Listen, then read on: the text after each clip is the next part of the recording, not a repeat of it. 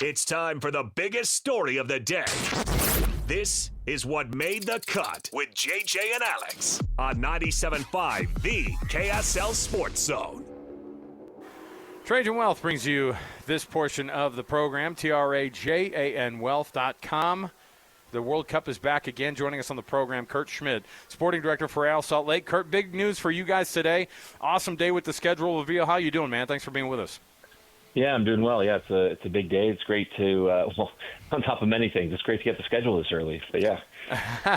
And part of that's the function of look, MLS is going to go through quite a change from a schedule standpoint over the next 18 months.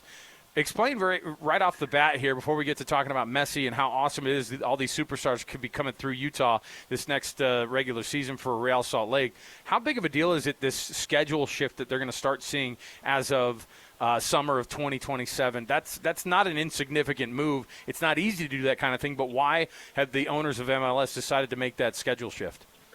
Yeah, no, it's not an easy thing. It's something that's been very, very thoroughly vetted and considered. And, obviously, like any big decision, it's not, there's pros and cons.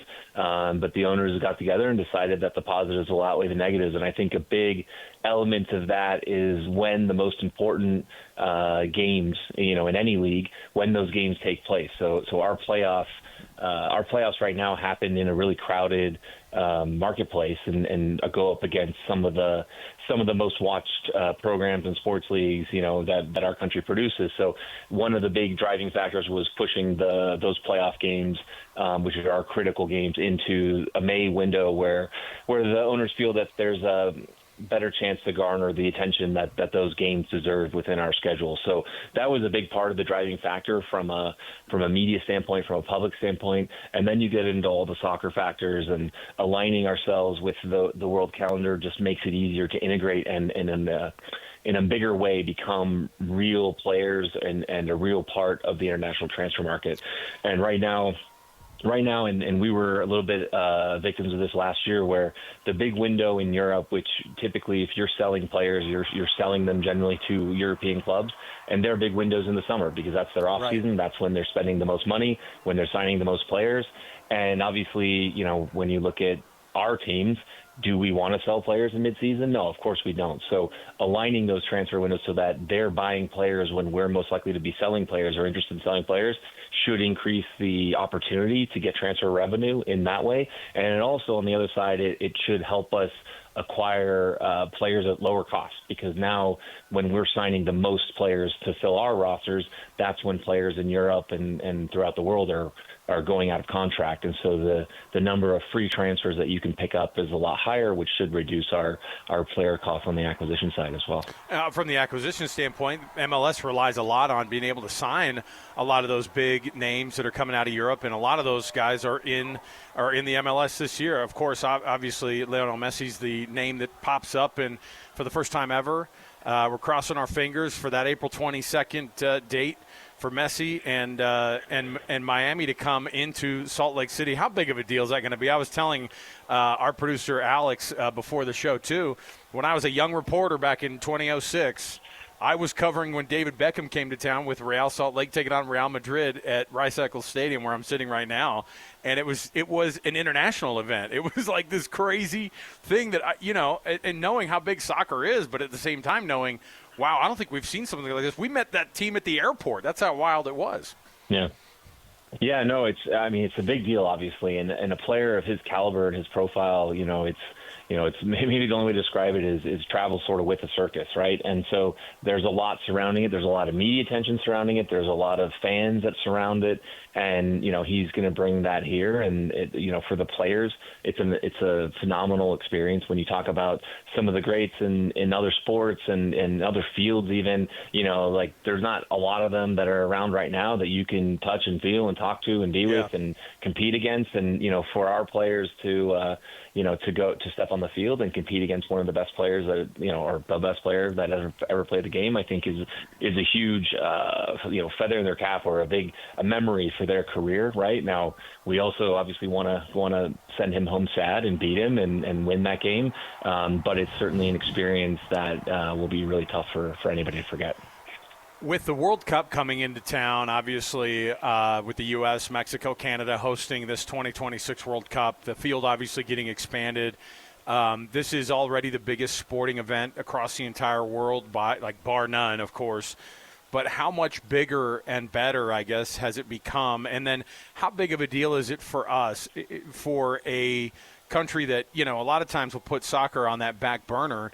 For us to be able to have the World Cup again, I have vivid memories of the World Cup coming to town in '94 as a teen, and just being like, man, this is as big as it gets. This is as important as it gets. I remember where I was when I watched Colombia fall to the U.S. and like that. I mean, I just remember thinking, wow, this is bigger than we could have imagined. How big of a deal is it now, 32 years later, to get the World Cup back here in the U.S.?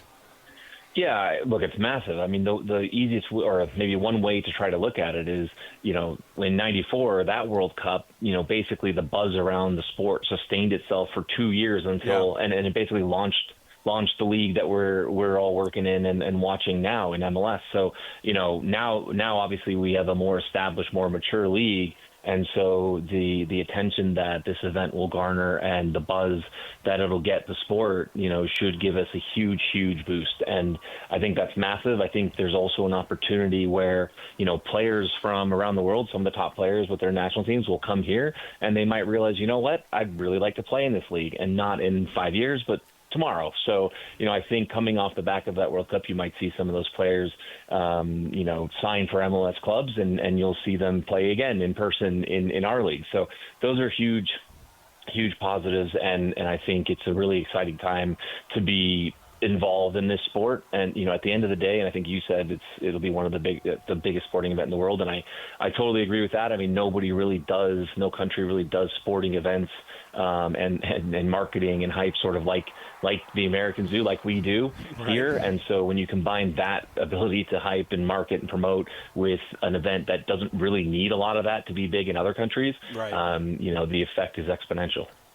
Kurt Schmid, he's the sporting director for Real Salt Lake. You and Pablo both extended earlier this month to be with the club longer term.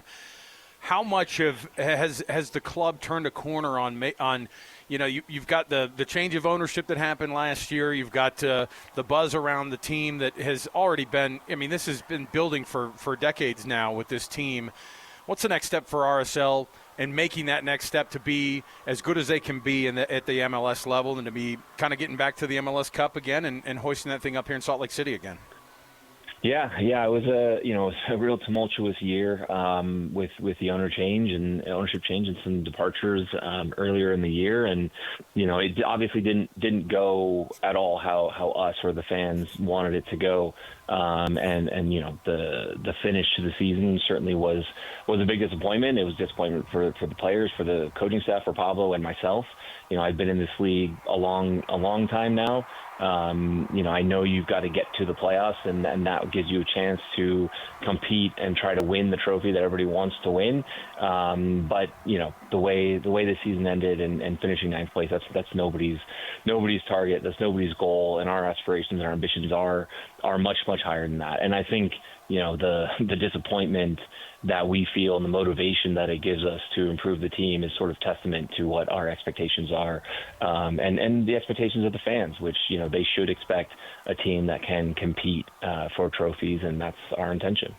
Jason Kreis, of course, is a name that folks here in Salt Lake know very, very well, and now that he's moved into that position of the president of soccer operations, how important is it to have recognizable names, people who know this market, know how big it can be here, and the fan base here in Salt Lake City to have Jason with the team in that role now?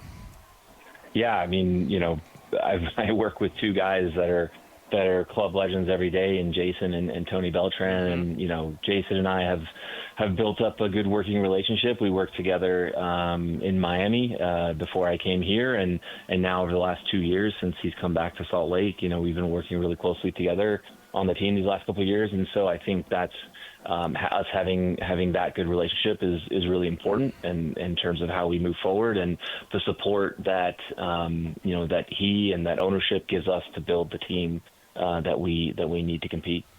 Kurt, from like a fan standpoint, because obviously you've been around the game a long time, your dad being a long-time coach in MLS and just following the sport probably as closely as you've had to, when you see all the names that are on the docket, aside from Lionel Messi, what are some of the ones? I would imagine like a Thomas Muller, some of these names that pop up, you go, oh my gosh, we have these guys coming to Salt Lake that are playing right here under the lights in Salt Lake. Which one excites you?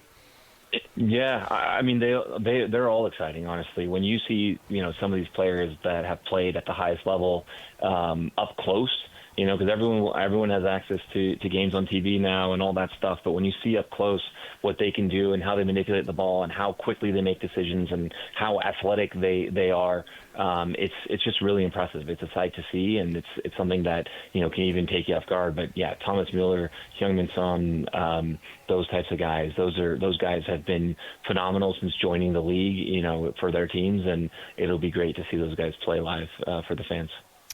Well, we appreciate it. Kurt Schmid, he's of course, he's the director of sporting for Real Salt Lake, and he of course is signed up long term now. No choice but to get this club growing and better, and we're looking forward to what this next couple of seasons look like and how much soccer is going to grow just over the next little bit and how much buzz Real Salt Lake and U.S. soccer and soccer in general is going to get over the next year here in the U.S. We appreciate you joining us, Kurt. Thanks again, man. Thanks, guys. There you go. Kurt Schmid, everybody.